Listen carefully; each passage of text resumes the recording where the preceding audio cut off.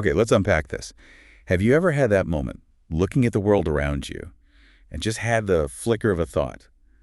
What if this isn't the fundamental reality? Mm-hmm. What if, somehow, our entire universe is a constructed reality, like an incredibly detailed computer simulation? It sounds like the stuff of science fiction blockbusters, doesn't it? But the fascinating thing is, this isn't just confined to Hollywood scripts. Right. Serious philosophers and even physicists are grappling with this very idea, often called the simulation hypothesis. And that's exactly what we are diving deep into today. We pulled together some truly mind-bending sources for this, seminal academic papers from philosophers like Nick Bostrom and David Chalmers. Mm-hmm. They lay out the core arguments and philosophical implications. Yeah, the foundational stuff. And then, incredibly, a physics paper that proposes actual concrete experimental tests to see if we can find evidence of a simulation. Which is just wild to think about, really. Huh. Our mission in this deep dive is to take you through the journey, starting from the initial philosophical arguments for why we might be in a simulation, explore the complex philosophical debates it sparks about, the nature of reality and consciousness, Right. and finally, look at these groundbreaking scientific proposals to potentially test the hypothesis. And the reason this matters to you listening, because if there's even a sliver of a chance we're living in a simulation, it radically changes how we understand existence, consciousness, our place in the cosmos, everything. It really challenges our most basic assumptions about what is real. Definitely. Mm-hmm. So where do we start? Bostrom. Let's start with the philosophical foundation, yeah. The argument that really brought the simulation hypothesis into mainstream academic discussion, popularized by philosopher Nick Bostrom. Right. His argument is often the starting point. At its heart, the simulation hypothesis is the idea that our observable reality, everything we experience, is entirely virtual. Like a program. Exactly. It's being run on a powerful computer system that exists in some base reality, distinct from our own. Think of it like a super high-fidelity virtual reality. But where the conscious minds experiencing it are themselves part of the program. And central to Bostrom's line of reasoning is a crucial assumption: substrate independence. Substrate independence, okay. This is the idea that consciousness isn't magically tied to the specific biological material of our brains, like the wetware. So it doesn't have to be neurons.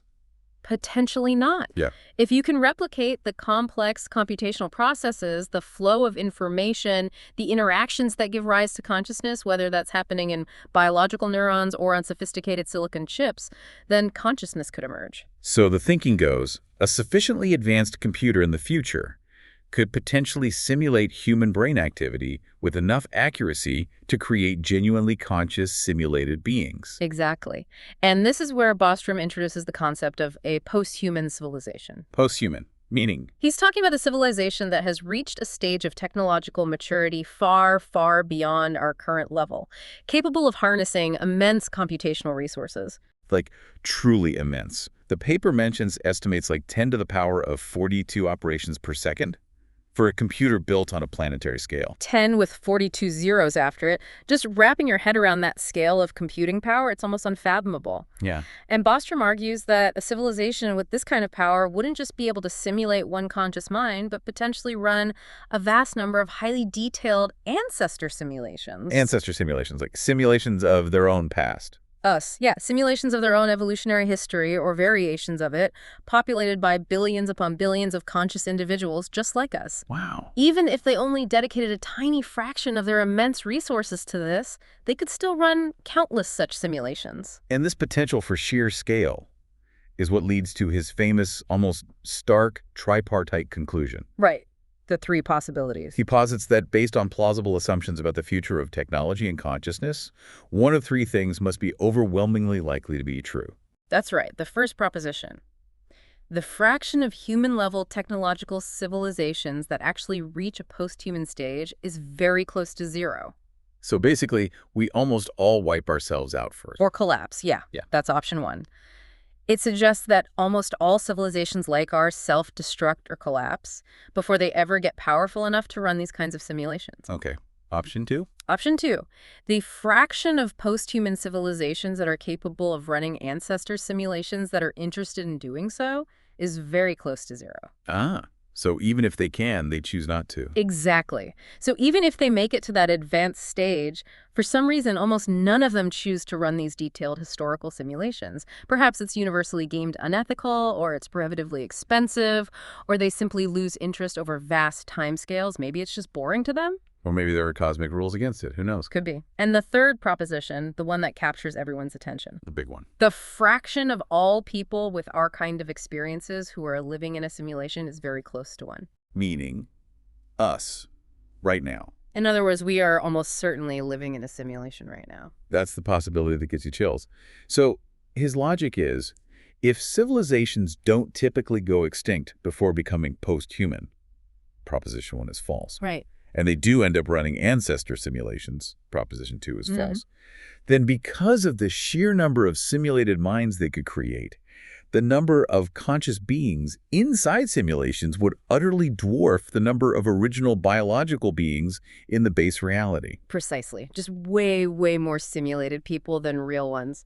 And this ties into what he calls the bland indifference principle. Bland indifference. Sounds kind of depressing. Well, the idea itself is simple. If you're an observer with human-type experiences, and you know that some fraction X of all such observers exist within simulations, and you don't have any other unique information that would distinguish your situation, nothing telling you you're special or original. Right, you just seem like a typical observer. Then the rational level of confidence you should have that you are in a simulation is simply X. So if propositions 1 and 2 are false, meaning post-human civs exist and run simulations, then that fraction X of simulated observers is incredibly close to 1 because the simulated populations are so much larger. Exactly. Almost everyone like us would be simulated. And therefore, by this principle, our confidence that we are in a simulation should also be incredibly close to 1. That's the core of the simulation argument. It presents a stark disjunction. Either advanced civilizations capable of running these simulations are vanishingly rare, or they're vanishingly uninterested, or we are almost certainly one of the simulated minds within one of their many simulations. It forces you to confront those possibilities head on. Okay, so Bostrom lays out the case for why we might be in a simulation. But if we take that possibility seriously, what does it mean, and what are the major challenges or counterarguments to the whole idea? This is where the philosophical discussion really deepens. David Chalmers, he's another key figure here, argues that the simulation hypothesis should be taken seriously. Right, he wrote that paper, Sim Serious. Yeah. And what's interesting is he pushes back against a common intuition, the idea that if we're in a simulation, then pretty much everything we believe about reality must be false. Yeah, that seems like the obvious conclusion. My world isn't real, so all my beliefs about it are illusions. Like the Matrix, basically. Chalmers suggests that's not necessarily the case. He argues that in a perfect simulation, one with incredibly high fidelity, our everyday beliefs about the world within the simulation are largely true. How so? Well, the chair you're sitting on is a chair, functionally, within the simulation. The tree outside is a tree, it behaves like one, within the simulated reality. The deception, if there is any, is about the ultimate nature of existence, or what lies outside the simulation. Ah, okay, so it's about the physics underneath our physics. Exactly. Not necessarily about the basic objects, properties, and events within it. He calls this simulation realism. That puts a different spin on it. But even if our immediate reality feels real internally, the very possibility raises so many questions. What are the main critiques leveled against the simulation hypothesis itself, or Bostrom's argument? A significant one, discussed by critics like Godfrey Smith, Schneider, and Schwitzgebel, and addressed by Chalmers, concerns the feasibility. Can you actually create conscious, human-like simulations, what are sometimes called pure sims? Right. Can you genuinely simulate a conscious mind? Can you capture that subjective felt experience? Or do you need to simulate biology down to the last neuron oscillation? Is computation enough? Exactly. Critics worry if the required level of fidelity is even possible, particularly for consciousness itself. Chalmers counters that human-like simulation might not require perfect biological realism. Okay. He points out that biological brains have noise and variability, suggesting absolute precision isn't the requirement. Perhaps it's the structural dynamics of the brain's processes that matter. The pattern, not the physical stuff. Kind of. And those patterns could potentially be replicated computationally. This aligns more with functionalist views of the mind versus purely biological ones.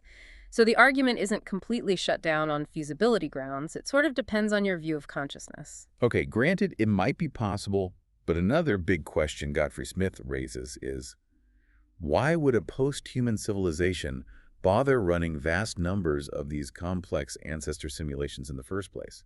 What's the motive? Seems like a lot of effort. It's a fair point. Chalmers offers some possibilities drawing parallels to our own behavior. Why do we run simulations? For science, engineering, predicting things, weather, economies. Right. For research, prediction, exploring possibilities. Post-humans might simulate variations of their history to better understand their past, or even simulate different possible universes to explore the space of physical laws. Maybe they're trying to figure out how consciousness arises. That makes sense, but it's still an assumption about their motives. Totally. And as Chalmers acknowledges, this motive could be outweighed by other factors like the ethical concerns of creating conscious suffering beings. Yeah, that seems like a big one. The immense energy costs, or they might just lose interest in such detailed historical reenactments, which, brings us right back to Bostrom's proposition, too. Maybe they just don't do it. And what about the concern that simulations would inherently be deceptive? Schneider and Schwitzgebel explore this. Right. They argue that while Chalmers' perfect simulation might not be globally deceptive about its internal physics, other types of simulations could be. Schwitzgebel specifically raises the idea of small simulations. Small simulations, like just my house is simulated. Could be, or maybe just a city, or even a single room for a short time. Chalmers challenges this, though. He points out the immense difficulty the simulators would face maintaining consistency. How so? How do you fake the appearance of a vast, consistent world outside the simulated zone? Your memories of traveling, phone calls to distant relatives, news reports from other continents, the physics of light from distant stars? Right, you'd need to constantly feed me fake information that perfectly matches up. Exactly. Faking all of that to maintain the illusion of a full-scale universe would be incredibly complex and resource-intensive, perhaps even more so than just simulating the entire world properly in the first place. Huh. So the smaller the simulation, paradoxically, the more effort might be required to make it seem large and consistent. That's the argument. Chalmers suggests it's hard to find a natural, stable stopping point between simulating a very small, possibly brief reality slice and simulating a large chunk of the universe.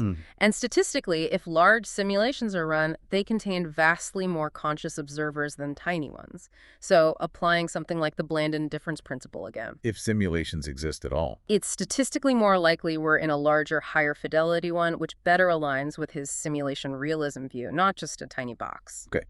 There's a related, even more mind-bending concept Godfrey Smith touches on: the Boltzmann brain. How does the simulation hypothesis compare to that?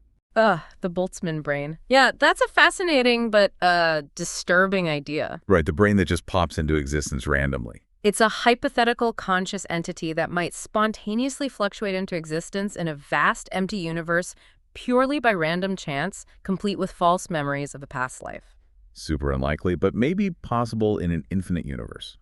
The concern is that if such entities could pop into being, maybe it's statistically more likely we are one of these fleeting, disembodied brains with entirely illusory experiences, rather than the product of billions of years of evolution. Which seems bad for trusting anything. Exactly. Chalmers distinguishes his view of the standard simulation hypothesis from this. He argues the Boltzmann brain hypothesis is cognitively unstable. If you believe you're a random fluctuation, why trust the reasoning that led you to that belief? It undermines itself. He thinks the standard simulation hypothesis, especially under simulation realism, doesn't necessarily lead to this kind of self-undermining doubt about your own thought processes or basic beliefs about the world within the simulation. You can still trust your reason, mostly. That's a crucial distinction, whether believing the hypothesis makes you doubt your own ability to reason about it. Exactly. It's a key difference. And finally, a darker philosophical point. Schneider and Schwitzgebel bring up the problem of evil. If a simulator created a world containing suffering and evil, doesn't that imply the simulator is morally questionable? Maybe even bad. Yes. They note the strong analogy to the traditional theological problem of evil regarding a creator god. Why would a good creator make a world with so much pain? Right. Chalmers acknowledges this is a significant challenge, but he points out it's a problem for any creation hypothesis, not just the simulation one. If our world has suffering and seems to have been created by some external intelligence, whether traditional god or simulator, that intelligence faces this moral question. So it's not a unique problem for simulation theory. Not unique, no. He points out that knowing our world has suffering, knowing there might be an imperfect creator or simulator, well, it might not ethically change our situation drastically. Suffering already exists. It doesn't necessarily make things worse ethically just because there's a creator entity involved who might be flawed. That seems to be the idea. It's a problem, but maybe not a refutation. So, if we're in a simulation, based on this philosophical discussion, what are the broader implications for how we see reality and our place? Well, as Bostrom notes, if Proposition 3 is true, our entire observed universe is likely just a tiny piece of the totality of physical existence. It's just one level. Right. The base reality where the simulators live could have completely different physics, different dimensions, different rules we can't even imagine. And what about simulations inside simulations? Yeah, there's the possibility of nested simulations like virtual machines stacked. If we reach post-human status and do run ancestor simulations ourselves... Like Bostrom suggested. Bostrom argues that ACT would be strong empirical evidence that we are likely simulated ourselves. It suggests reality could have many layers, maybe turtles all the way down. Or up. And the analogy of simulators as gods that keeps coming up. Bostrom explores this. The post-humans running our simulation would fit many descriptions of traditional deities. They'd be creators, vastly superior in intelligence. They could interfere with the laws of physics in here. Potentially, yeah, giving them a kind of omnipotence within the simulation, and omniscience if they can monitor everything. But as you said, they might be simulated too. Right. These demigods could themselves be simulated answering to the real gods, or just more simulators, at an even deeper level of reality. Which Bostrom suggests could have interesting ethical implications. A bit strange, maybe. Yeah, he speculates on a potential virtuous circle if nobody can be certain they are at the absolute base level of reality. Right, you never know if someone's watching from the next level up. Exactly. The possibility that there are simulators on a deeper level who might be observing and could potentially reward or punish based on moral behavior might create a universal ethical imperative. It could incentivize conscious entities across multiple levels of reality to act morally, driven by the possibility of consequences from higher up. Like cosmic surveillance promoting good behavior. Fascinating. Absolutely fascinating to think about the potential layers of reality and accountability. So we've explored the logical case for why simulation is probable and delved into the rich philosophical arguments and counterarguments. But you mentioned a physics paper. This moves the idea from philosophical speculation to potentially empirical science. How could we possibly test this theory experimentally? This is where things get truly exciting and a bit mind-bending, moving from the realm of could we be simulated to can we find evidence. The physics paper we looked at on testing the simulation theory proposes exactly that. Okay, I'm intrigued. What's the core idea? Their core assumption is that if the system running our reality is finite, meaning it has limited computing resources, even if vast, it would likely employ computational efficiency techniques. Resource management, basically. Like a video game engine doesn't render the entire game world in full detail all the time. It only renders what the player can see. Exactly like that. To save processing power, it would likely engage in rendering reality on demand. Render on demand. This means the simulation engine might only compute and finalize aspects of reality when that information is about to become available for observation by a conscious entity, a player or observer within the simulation, rather than constantly simulating everything at the highest fidelity, everywhere, all the time, even when no one's looking. Okay, that makes sense from a computing perspective. And the key quantum phenomenon they focus on is the notorious collapse of the wave function. Precisely. This is one of the most perplexing mysteries in quantum mechanics. What causes a quantum system, which can exist in multiple states simultaneously, like a wave, to collapse into a single definite state, like a particle detected at one specific point? The measurement problem. Right. Different interpretations of quantum mechanics offer wildly different answers. Copenhagen, many worlds, some involve consciousness, some don't. The simulation theory offers a different lens. Perhaps collapse is related to when the simulation needs to compute a definite outcome for an observer when the information is requested, essentially. And they propose using variations of classic wave-particle duality experiments, like the double-slit experiment, to look for this. That's right. In the classic double slit, Particles fired at a screen with two slits create an interference pattern, wave behavior. Unless you detect which slit they pass through, then you get particle behavior, no interference. Okay, standard stuff. Then Wheeler's delayed choice variant showed the outcome depends on whether which way information exists, even if the choice to look for it is delayed until after the particle passes the slits. Which is already weird. Very weird. And the delayed choice quantum eraser takes this even further, showing the interference pattern can even be restored retroactively by erasing the which way information after the particle hits the screen. The pattern seems to depend on the ultimate availability of the which way data even later. Okay, so how do the proposed simulation tests build on this and look for that render-on-demand glitch? What's test 1? Test 1, inspired by figure 5 in the paper. Imagine a double-slit experiment with detectors at the slits. These machines technically register which path the particle took. But, crucially, you design the experiment so this detection data is not recorded or made available to the experimenter. How? Like you just unplug the recording device? Yeah, something like that. Or encrypt it and throw away the key immediately. The point is, the information exists within the simulation's machinery momentarily, but no conscious observer can ever access it. So, the simulation knows the machine detected it, but the conscious observer doesn't get the information. Correct. Now, the standard quantum mechanics interpretation would likely predict particle behavior. No interference, because detection happened at the slits. That act usually collapses the wave function. Right. But the simulation hypothesis, based on render on demand for the observer, predicts a wave pattern in this scenario. A wave pattern, even though it's detected. Yes. Why? Because the key information isn't being made available for conscious observation. The simulation, hypothetically, saved computing resources by not fully collapsing the wave function into a definite particle path until that information was actually needed by an observer. Since it wasn't needed, maybe it stayed wave-like. This is a potential measurable difference from standard predictions. That's a really clever way to probe the system's behavior based on observation availability.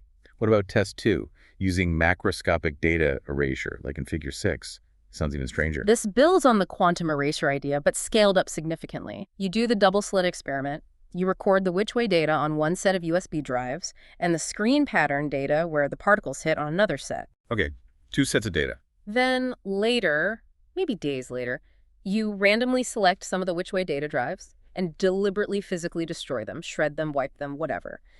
That information is permanently unavailable to the experimenter when they later analyze all the drives, both the screen data and the remaining which way data. Right, so for some particles, you know the path. For others, the path info is gone forever. Exactly. The hypothesis predicts that interference patterns should only appear on the screen data drives where the corresponding which way data drive was destroyed. Wait, so destroying a USB drive later changes the pattern that was recorded earlier on a different drive? That's the prediction. The pattern depends on the macroscopic late-stage availability of the data to the human observer reading the drives. It's looking for a glitch where a later action seems to retroactively affect an earlier outcome in a way that only makes sense if the results weren't fully fixed or rendered until the moment they were observed by you, the human, checking all the data. Wow, that's truly looking for, a glitch. Suggesting the system is evaluating what outcomes need to be presented to maintain consistency at the moment of observation. That's wild. That's 3, figure 7. Sounds complex. It gets even more complex, yeah. It involves entangled photons and delayed choice. Basically, you measure where one photon A, hits a screen. Let's call the position X. This location X is probabilistically linked through quantum mechanics to whether its entangled partner, photon B's, which way data will be erased or recorded later on in its path. Okay, entangled particles, their fates are linked. How does the simulation idea fit in here? The paper explores whether observing the screen location X for photon A could somehow bias the outcome of the later random event for photon B, like whether photon B is reflected or transmitted at a crucial beam splitter, which determines if its which way data is erased or not. A bias. So hitting one spot on the screen makes it more likely the other photon's data gets erased. Potentially, yes, for specific locations X, according to their analysis. If experimental results showed such a bias, where certain screen locations X were statistically more likely to correspond to later data erasure, for example, it would look like observing X influenced a seemingly random event that happened after photon B passed the beam splitter. It would look like backwards in time influence. Which shouldn't happen. Right. The simulation explanation offers a way out. Both the screen location X and the erasure outcome for photon B are determined together by the simulation engine at the moment of observation of X in order to maintain consistency across the entangled system. And this calculation, this rendering process, could introduce a statistical bias that looks like an influence across time, but is actually just a consequence of computing the outcomes when you observe them. That is seriously mind-bending, looking for apparent causal violations or biases as evidence of computational rendering. It's like looking for the calculation artifacts. Exactly. These proposed experiments are designed to push the system, to exploit potential weak points or efficiency shortcuts in a finite computational system running reality. The paper also touches on using specific quantum thought experiments, like in Figure 8, that could force the simulation engine into a conflict between maintaining logical consistency and avoiding detection. Like trying to catch it making a mistake. Sort of. Potentially causing actual observable discontinuities or paradoxes if observer-dependent rendering isn't happening. Finding such paradoxes or glitches, or finding these specific predicted deviations in quantum behavior tied to observation availability. Well, that would be strong empirical support for the simulation hypothesis. This is incredible. We've journeyed from a compelling philosophical argument by Bostrom for the probability that we're simulating. Yeah, the statistical case. Through the deep philosophical questions that possibility raises about the nature of our reality and ourselves, with Chalmers and others. Right, the meaning of real, the ethics, the feasibility. To actual concrete proposals for physics experiments that could, theoretically, find evidence of a computational reality. We've seen how Bostrom's initial tripartite conclusion, leading to the high statistical probability of simulation, has sparked rich philosophical debate. It prompted thinkers like Chalmers to explore its implications for skepticism and realism and address critiques about feasibility, motives, deception. And now, surprisingly, these ideas are intersecting with fundamental physics, suggesting ways to look for fingerprints of computation in the fabric of reality itself, especially regarding the role of observation in quantum mechanics. It truly brings it back to that fundamental question for you, our listener. What do you think is the nature of reality? And where does that leave our understanding of consciousness and our place within it? The simulation hypothesis isn't just a fun thought experiment anymore, maybe. It's a lens through which to examine some of the deepest questions in philosophy and physics. And the fact that it might be empirically testable, that's perhaps the most exciting development. So here is the final provocative thought, inspired directly by the sources we've explored. Given these proposed physics experiments, is it possible that by performing one of these carefully designed experiments, we might actually find a subtle glitch in the quantum world, a statistical anomaly or a result that defies conventional explanation, but makes perfect sense if reality is being computed on demand? What would it truly mean for science and for us if we could conduct an experiment and potentially detect that our reality is simulated? It shifts the conversation, doesn't it? From pure speculation to potentially uncovering empirical clues hidden within the very laws of physics we observe. And that's a deep dive for today.